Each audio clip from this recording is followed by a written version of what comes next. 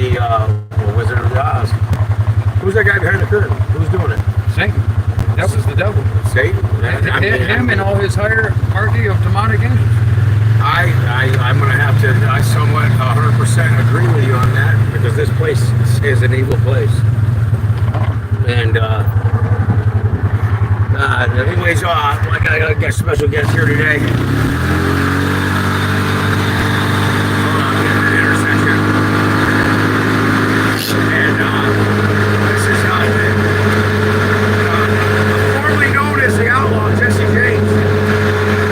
But hey, that's still debate. The jury's still out on that. I met Jesse almost a year ago now. Almost 2 years now. And kind of took a liking to him right away. It's not hard to take a liking to somebody that's got intelligence and street smarts all at the same bundle. Unless I was just a complete dumbass or something, then I thought a dumbass wouldn't get along with you. No. Dumbasses don't get along with you. I do know that. Yeah, I'm allergic to dumbasses, idiots, in the government. Motherfucking tend to break out in handcuffs. Yeah, we set records around here. Records that we never hear of, like, can you pick up the same guy from jail in less than a month from two different counties? Well, folks, I'm here to tell you this can be done. I probably hold that record. Yeah. Especially we're not an everyday kicking friendship type thing. We go in spurts. Yeah. You know? Yeah. But I seem to be the number you find when you find yourself needing a ride from the local government. Yeah. Hey, imagine that. I sit there and call 20 people and the only one answers is you. Oh, my, imagine. What about how I picked you up a month ago and I said, where are you going? You said, take me down to Senior's house. I said, why didn't they come get you? Oh, they said they didn't have a running ride. We pull in the driveway, there's 5 people and 4 cars. Right? Imagine that. As I'm running from Johnny Law. Yeah. Released from Johnny Law. Johnny Law looking for you. But really, when it really comes down to it, I don't think it's Johnny Law. There's something behind that too. You know what I mean? There's something behind that, you know? Yeah, that's all about the money. It's all greed. That's it. That's all that is, man. 100%. They don't care about people. Lives. No. It's the money thing. I got into the system. I shared when I fired this shit back up. I shared with everybody when I was by myself. When I finally got all the I's dotted, the T's crossed to go live stream on YouTube. I got my 50 followers, and I kind of got cornered. I was out my Suburban in the driveway, and was like, "Oh shit, I'm live!" So I just went with it, you know. And I just said, "Well, I must just so everybody knows, we're gonna try to get this podcast thing going again." And for those that don't know me, I'm gonna tell you about myself. And those that do know me, hey, I'm gonna tell you about myself. And I give a background. And if you don't know, you're about to. If you don't know me, you're about to find out. So I told everybody my background, you know, my extent of I call it courtroom experience. Yeah. I ain't proud of it, but at the same time, I guess you'd rather have that attribute than not to say that you got more courtroom experience than some of these lawyers. Definitely. And Shiawassee County, shout out to Shiawassee County for fucking up paperwork and fucking being sloppy, and I'm not complaining one bit. Because, well, let's see, with me, what was it? Here in the last 2 weeks, personally, myself, or knowing somebody, I've been with a couple of dumbasses. You would have stayed locked up. Yeah. I would have went in there and had to plead to four misdemeanors when I didn't know how things were supposed to be done. Yep. Read your paperwork, folks. Look at the fine print. Look at the dates.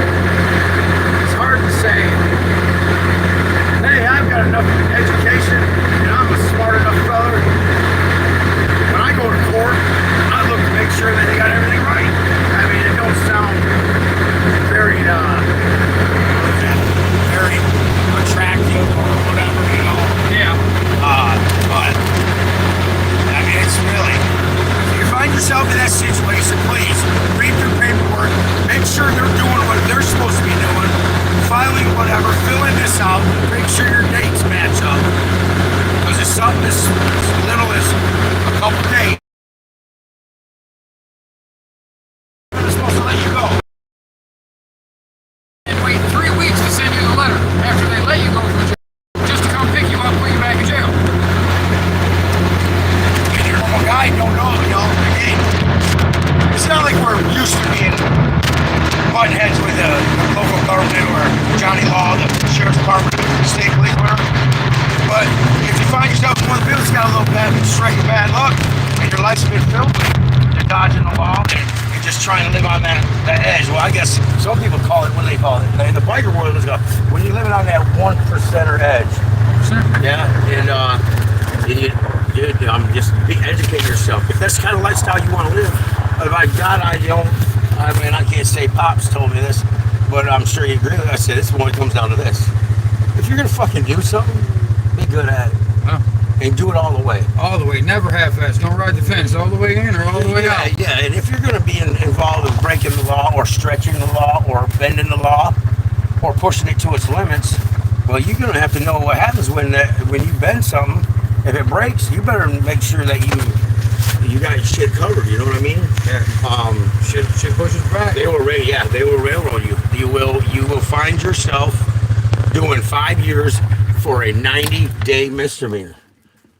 I mean, I've been a joint 4 times. Well, 3 And for in my younger age, being a dumbass, Same.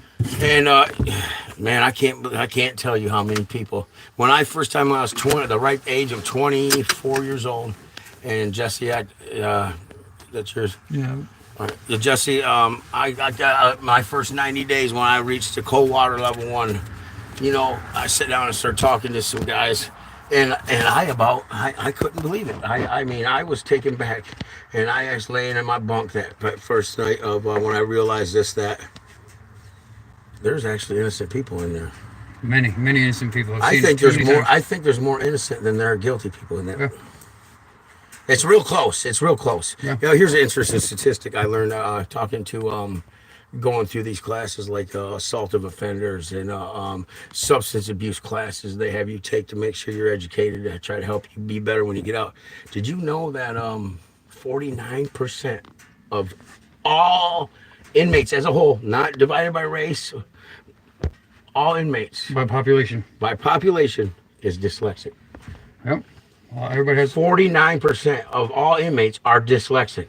Then also it comes with a form of a cognitive non-reasoning for like something you would read off your paperwork versus somebody reading it to you to understand it. There's a cognitive dissonance in that. Yeah, if you got a dyslexic problem, you got a learning disability. I was in special ed all through school, but I pride myself. I went to college. There's a couple of things in my family. I was the first one in many generations to go to college. But I was also one of the first to go to prison. Yep. Same here. I mean, it's just like you look at these, like Dave Mustaine, these big lead guitarists and lead singers, these big bands, heavy metal bands, rappers, whatever. Them guys, really, one-on-one, take them off the side, off the camera, get to know them personally, and guess what you're dealing with? You're dealing with pretty much semi-genius, almost what we would label, no offense, as nerds. Yeah, nerds. They're just super intelligent. And everybody thinks, oh man, the music world, the rappers, the rockers, the singers, they're just out there, they're just high, doped up, just jamming a guitar. No, man, let me tell you what. If anybody ever gets a chance to, if they ain't ever heard an interview with Dave Mustaine, that guy is, I mean, it's like, wow, he wears glasses. Wow, he's just like us, He's no different than you, me, anybody else. The intelligence is just unreal. When I just started growing up, because I've been in music all my life, and dude, you get the IQ levels of them guys that's writing them songs. Well, it's amazing. My father just died, the same thing. His whole life, a musician. Hey, too bad we couldn't take this call right now. We got a suspected spam caller. Well, what do we usually do, Justin? First thing we ask them. First thing we tell them.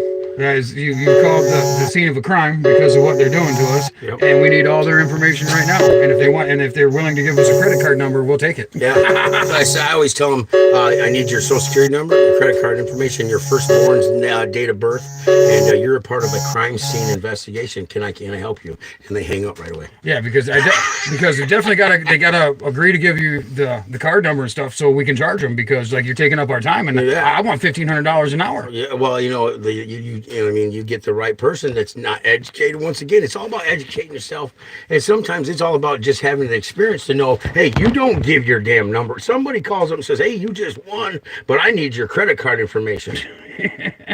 Come on, people. Yeah, yeah. Hey, if I called you and told you, hey, you just won $3,000, but in order to get your $3,000, I need your bank account yeah, I need your bank account information. I need your social security number. and your routing number. And the routing number, please. We're going to put the money right directly in there for you. I mean, but you wouldn't believe it. Hundreds and thousands of people a day fall for it. It's a $1 billion industry. Billions of dollars, dude. Daily. Daily. I'd like to know what that comes down like an hour. Like this, we've been talking for probably 20, not even 20 minutes. I wonder how many people have had their bank accounts emptied out because they're careless and didn't know, or they got caught off track and were blindsided by some fucking dude in Russia sitting in his mom's basement yelling for more lasagna and beating off to fucking Michael Jackson videos. I mean, it just amazes me. Oh man. But you know, I mean, I wasn't always this smart. I mean, me either. Unfortunately, I'd learned everything the hard way. Well, I think that's why. Until recently. Well, you know, it's like I tell everybody, said, you know what? And they always say, Mark, oh my God, Mark, you guys, man, again, man, I've known you since high school. I said, listen, man, I don't know if it becomes a thing that even when you're not looking for trouble and you don't want trouble, I think it gets to a certain point, almost like let's step into the spiritual realm on this whole thing does that gathers around you even when you don't want it. That's the whole point right there. Denzel Washington said it best. He had a little thing, a little skit on the Facebook. It was 20 seconds. He says, if you ain't living right, you doing wrong, but you ain't having no troubles, that's because you already walking the devil's path. You're doing what he wants you to do. Now you trying to do the right thing and you're having problems.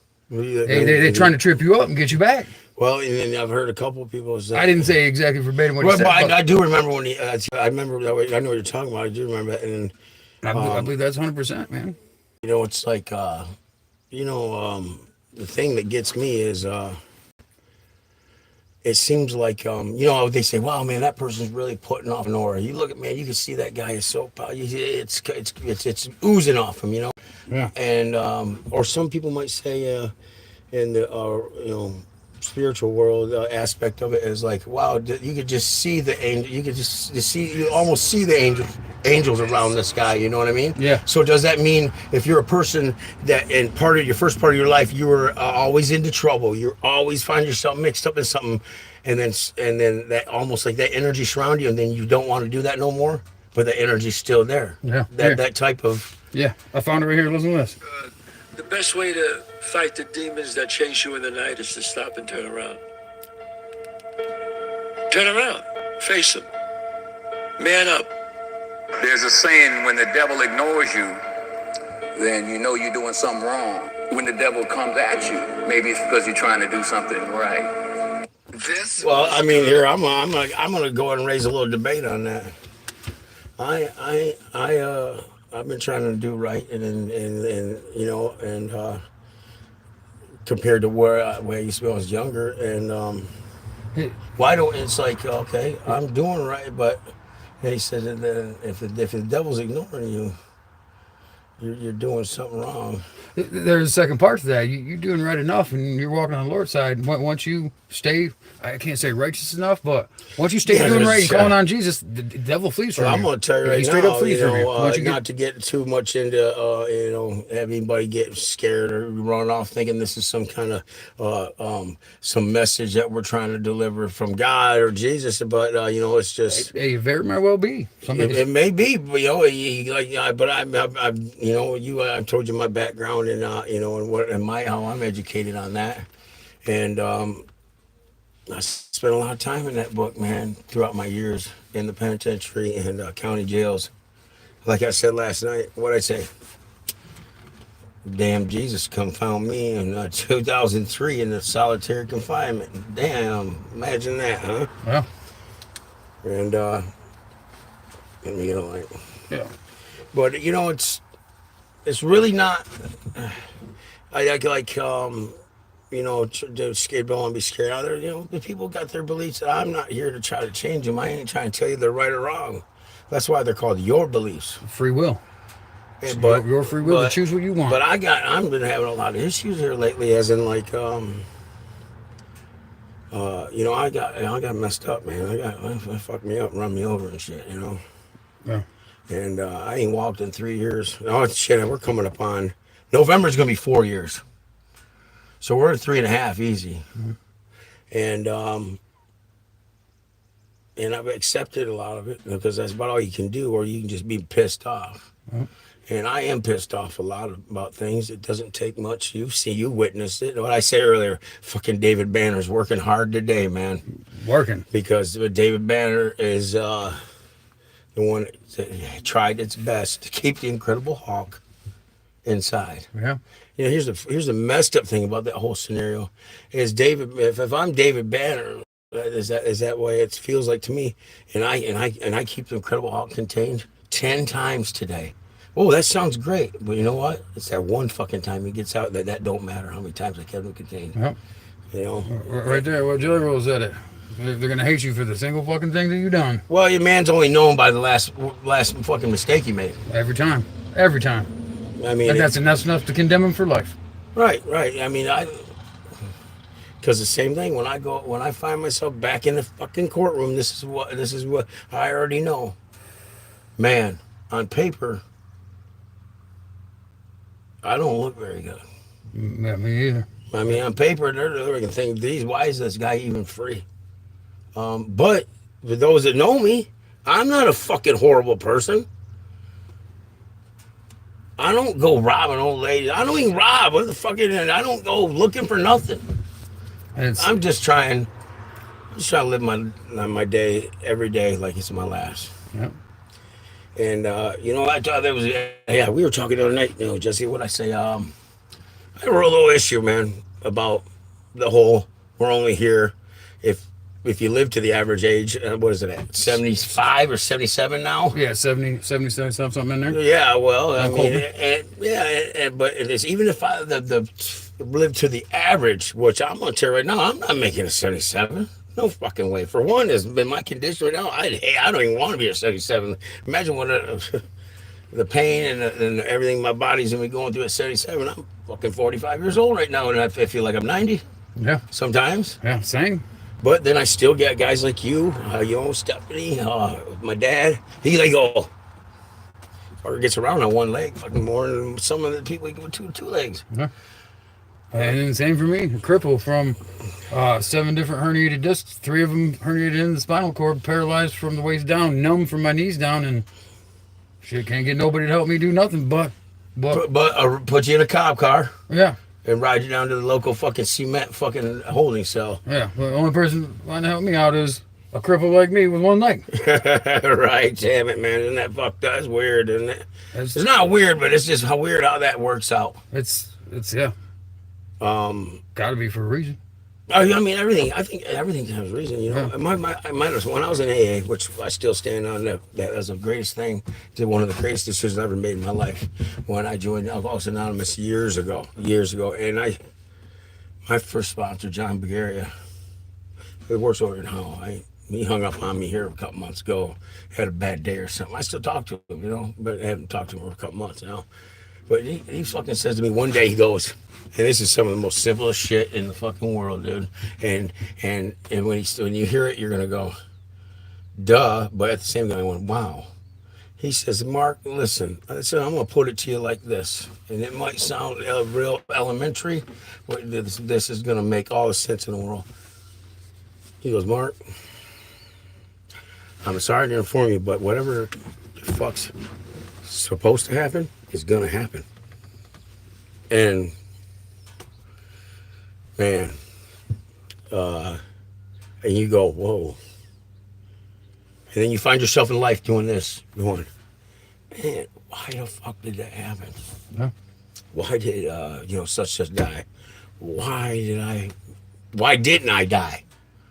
That's happened so many times. How come I've lost so many friends for the things that I've done, and all them people still ain't here? And you still, I was there for a while, and I still think a little bit that some of from the times that I did, I guess you could just say cheat death, be dead and then awesome back. And my friends are dying around me, and I can't help but think sometimes I jumped out of a line that I was supposed to jump off, and so somebody else, their spot moved up, or they took my place. Not intentionally, but maybe because I was just, maybe my spirit, my will, and my aura was just strong enough to go, fuck that, you ain't going right now, but guess what? Now you're here, so somebody's going to take your place. Yeah, these are questions I hope that when I'm gone, or when we're all gone, maybe we all will get the answers. Yeah. Like why did they take my son when he was 17, 18? Right, like that makes sense. Is I always think everybody's got a path. Everybody's got a path. And it's almost like, all right, boom, we're stamped. It's like around as something like, bam, Jesse's stamped, and it's like, boom, this program is being put into you, and your expiration date is on here, and you're gonna do these things throughout your life, and boom, and there you go, bam, you're all of a sudden, bam, you're born, and you're in the world, and almost like a robot from the conveyor belt, right? But everybody's got predestination. Yeah, and then I look at these guys that I meet that fucking have been on the street only till when they're like 17, 18 years old. And, realize they're all right dudes, they're intelligent. And then, you go home and months later, somebody sends you a fucking article that you were talking to a motherfucker that's killed several people and they just got life in the federal penitentiary for a RICO act and racketeering and RICO murder and everything. And go, what? That dude was... He was good to me, and he was fucking nice and polite and had no issues with doing. Find out this fucker's killed fucking... He's been out at the pro office killing people, dude. After meeting what was a fucking pro agent. Jesus Christ. But you go, wow. Well, I mean, so you realize he had some brains. He was intelligent. And go, man, was that from day one? Was his predetermined destination that you're going to go out, you're going to kill some people, you're going to never get caught, you're going to fight a case, and for your rest of your fucking life until you die, you're going to walk the concrete jungle of the fucking United States federal penitentiary system. And to where some people see it that way, I see it that way if you're doing the Lord's will, because that's what we're supposed to do. We do our will, and that's what gets us in trouble, because we ain't doing what we're supposed to. If we do what we're supposed to first, we get everything our hearts desire. The man I told you about when I ended up fell asleep at the wheel the Monday before Christmas, and that Marine that he lived right there had pulled me out. Yeah. And I was talking to him. I stopped and talked to him a few days ago, like a week ago. And he goes, you ever watch that guy, Jacko guy on Facebook that's interviewing? And I go, yeah, I watch that guy all the time, man. He's a Navy SEAL. They told me he's been in there going after Bin Laden and Saddam and everything. He was interviewing, he's telling stories. And he said, yeah, he goes, one thing, he goes, I was to let him know my background. And he's been a Marine for 19 years. And he says, Mark, the guy makes a statement. He says this, he goes, there's a fucking fine line between the hero and the villain. Yes. A very fine line, and it makes all sense in the world. Because even when you watch Superman as a kid, or you watch any of even the modern day superhero movies, what happens during that movie? Oh, they love him, and then he makes a mistake. The human side of him makes it so he makes a mistake, and they don't like it, and all of a sudden they're, oh my God, he's a villain. Yep. It's a fine line. I hate you for the single fucking thing that you've done. Yeah, that's right. Nobody's never gonna. We can have them win the Nobel Peace Prize. Marky Mathews won the Nobel Peace Prize. But you know what? If I go fucking get in trouble and go to prison, guess what? Nobody's gonna say Marky Mathews won the Nobel Peace Prize. No, Marky Mathews is in fucking prison. We need to do a podcast on making free energy generators and showing people how to make gasoline engines. This guy's one of the most intelligent fucking people I've ever had the chance to sit down with when it comes to this shit. Oh, suspected spam caller. Yeah. We'll make any gasoline engine run on water. Yeah, he said, That's when I first met him. This little son of a bitch, folks. What do you got me? Goodbye. Goodbye. You got mail. Yeah, you showed me that. I said, wow, you got a fucking truck that runs off of fucking water vapor or something like that? Water. Electrolysis turning, stripping the H from. Now, we're not going to come up missing this going across the world on YouTube. No, unless we do like Stanley Myers did and try to go public with it and sell it online and go to the evening news, then the government will accidentally suicide you for the shit. Oh man, you'd be on the Clinton fucking body count. Yeah, fuck yeah, you will be. But yeah, no, laughing but not. Hey, everybody should know these things. I mean, because what are you gonna do when the government says you got to take this microchip and this vaccine, or you can't go get groceries today, and your carbon footprint taxes because you bought a burger and you went and got some beer and you polluted the airwaves. Yeah, and now you want to go get groceries or gas to get to work, and they're gonna say no. No, you owe us $1 million cryptos. Yeah, yeah, right down to that one world currency. Nope. Hey, people don't need to know how we were intended to actually live. This work 40 hours a week for 40 years of your life to be to what? To go retire for 6 years and die of a heart attack? Yeah. Wow. That ain't it, man. That ain't how we supposed to be doing it. I mean, yeah, because it don't make sense. I'm gonna tell you that right now. It don't make no fucking sense to me. Yep. From the time you're born, you get old enough to realize that you're maturing into an adult, and in your adult life is this: you finish school, you get as educated as you can. Probably don't even use that education for your employment. And so many people like that. And you work your damn fingers to the bone. You get injured at work or whatever. For what? To go, finally, man, I'm 66 years old or whatever age it is, to go, now I don't have to work 40 hours, but I'm going crazy now. And some people develop habits, some people, but in the end of the game, it's just, I mean, you're dead. Yeah. Yeah, to find out everything, the government and all the schools, everything we've ever been taught is a lie. God, man, my buddy Frank, shout out to Frank Weller out there, Big Tank Frank. He said, Mark, we went out to the casino. Me and him were good friends in the joint list last time I was in there, and he called me up and he goes, Mark, you did a lot of things in there for me, and I want to show my appreciation. He goes, you want to go see a jazz band or you want to go to a casino? Well, you know me, fuck a jazz band, I'm going to a casino, man. So we're sitting there, and we were microdosing mushrooms, magic mushrooms. We decided to do all the doses all at once. And we're sitting at MGM, man, and he goes, Mark, what would you do if not me, but somebody come up to you and says, and told you that your life you've been living, everything you got in your head is just a simulated implant, that really didn't happen? Well, how could you for one process that? Huh?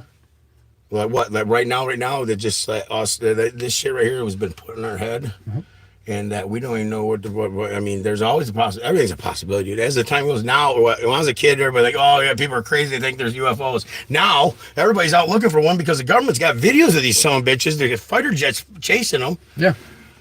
So what we thought as a kid was fictional. Yeah. It's now an everyday thing. All the nut jobs from Roswell. They're crazy. Right. Yeah. Now, it's like you go to some of the vacation spots, and part of being in the vacation, oh, this is a well-known spot, you'll see an alien. No. Why do they have Sasquatch crossing signs, legit ones, in Washington State? Right. Why? No idea, but like you said, what we live in has been determined by the top physicists, quantum scientists of the world, all together collectively say that we live in an electrical simulation. And when I got a point in mind, shout out Tony Davis, Iron Maiden, yeah. I always hit him with an Iron Maiden fucking thing when I give him a shout. Tony Davis goes, I try not getting the debate, to get anywhere near the religious or spiritual debate or even a question, because somebody's always got an opposite of what you got, 100%. And it turns and so I steer clear of it. I don't like the debate or the argument about that. No. It's people with point of views, and I respect anybody. Yeah, I want to hear. So I just asked him one day. This is about a year ago in his driveway, and he goes, Mark, he goes, I think this is one of many lives that we live. I said, Tony, I hope you're fucking right. Because Joe Rogan, I kind of idolize it with what he does. The podcast thing is kind of what sparked me to give a shot of trying to do something similar. Just to, I can't work. Still fighting disability. Yeah, I got one leg, dude, and they still couldn't make it. They still denied. Told me that I'm not disabled. And now I'm still going for. Yeah, I'm waiting. I'm still waiting. But which is going to be. I got an interview tomorrow to finish things up, and things should be all right. And but Joe Rogan says he goes, there's one of them short clips on Facebook like that. He showed Denzel. He goes, have you heard about this this new belief that your birthmarks are just scars and signs of how you died in your last life? I've never heard that. Yeah, and he says that he goes, and it's rare, but there are people with no birthmarks, and they say that means you're on your first one. And who's to say how many you got? We obviously, if that's the way it is, we know it's more than one. Right. Right. And they say deja vu. I was talking to this guy, man. I was in prison back in 2017, 18, where I met my roommate, and he says, I'm talking to him, and his name, he went by Dex, and Dex goes, Mark, we're talking about deja vu and stuff like that, and he says, there's the belief that this theory is that when we have deja vu, them are just memory flashbacks, because we've already done this once. We must not have got it right because we're doing it again. And that's what deja vu is. It's just a memory flash because we did it already. And I mean, why? What is it? You can't tell me that. There's no other way to explain deja vu that you got. It's come so strong on me before I've even said, hey, whoa, dude. Listen, just pull in that parking lot or go left because, listen, man, I've been here before. And we went right and it fucking didn't turn out good. So let's go left. Yep. I've had many situations in my life exactly like that. And it's, I don't know, it's happened in a dream. Did we dream it? Was it like I don't understand it, but I've seen the most almost goosebump raising experience I've had like that. I had a dream. This is 10, 15 years ago back. You wouldn't believe it. I used to be married. And I come out of a sleep and I am sweating and it bothered me all day. I didn't say a word to my wife or anything for a while until later at night. And I go, hey, you know what? I woke up and I was like, they're like, hey, what's wrong? Y'all sweating and everything? I said, I had a fucking dream that I was in a bullpen somewhere. And I seen somebody I recognized and we were going to court. And and he come back and says, yeah, I got, whatever, 4 or 5 years. I said, well, oh, man, well, damn. You going 4 or 5 years? He goes, yeah. And then in the dream, the guy at one point asked me, well, you're going back to prison too? Well, what prefix are you? And at the time, I was a B prefix when I had this dream. And in my dream, I told him I was a D prefix. So it scared the shit out of me. What the hell? That means, and what am I now? I'm a D prefix. And I found myself 10, 15 years down the line, standing in that same bullpen, and that same questions being asked. And me saying I'm going back is my D prefix.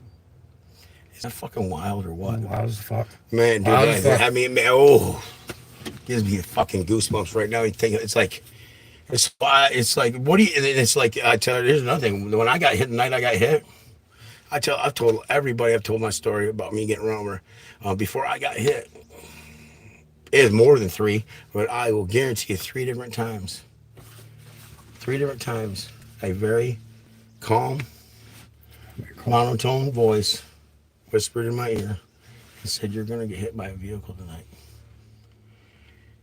And in my, by the way, with the lightness, dark, evil, good, it says, don't give it life. Do not speak it into it. Don't give it any kind of energy. So I was on the phone with my brother, and I said, I ain't even saying nothing about that. I am not telling nobody that I just heard that. And then what happened? I got fucking smoked at 60 miles an hour by an F-250 hauling a chipper while standing on the road. And the only other time I heard that voice, and I just realized this here in the last 6, 8 months, I heard that voice. I've heard it the other time I can remember it throughout my life.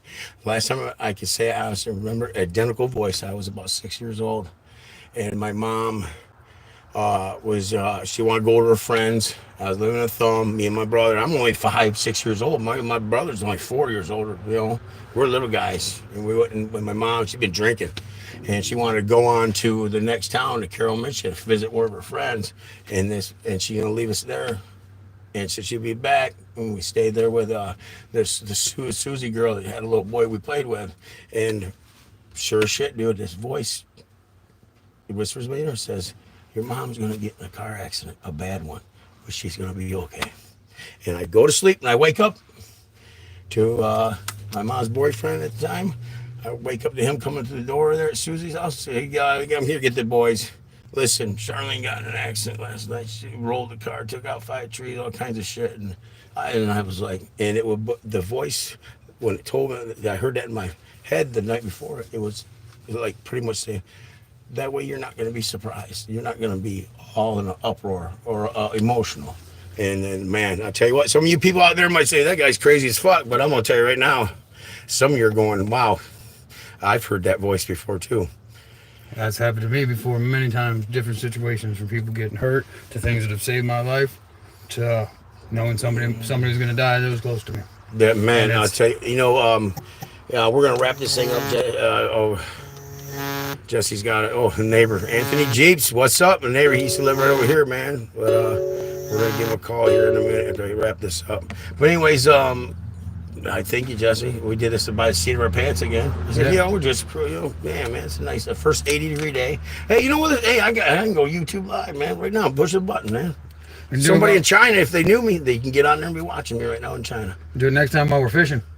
Well, you guys might see a lot of fish being caught, or you might hear a lot of cuss words. Or you might have both. Thank everybody. If you tuned in to watch, you can always pick it up on YouTube, but Mark Mathews is live. Subscribe, please, at Mark Mathews 1712. And until next time, Yep. we thank y'all. We out. All right. Okay, so about that. How the hell do you end the damn thing? You okay?